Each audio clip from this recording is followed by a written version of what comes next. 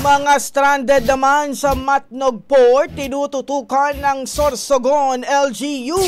Mula sa Brigada News sa FAM Sorsogon, Allen Dicen, i-brigada mo! Brigada! Live report!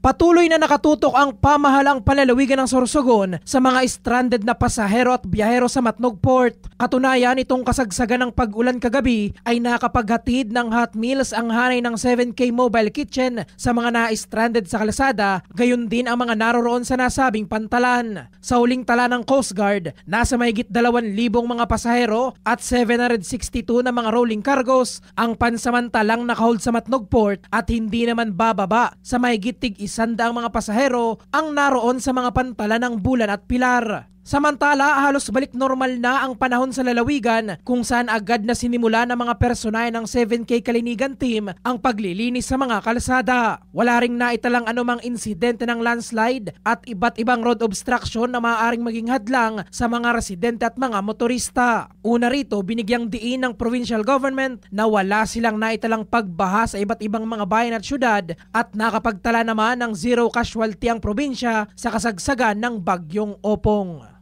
In the heart of changing lives, ako si Brigada Allen Dicen ng 101.5 Brigada News FM Sorsogon, The Music and News Authority.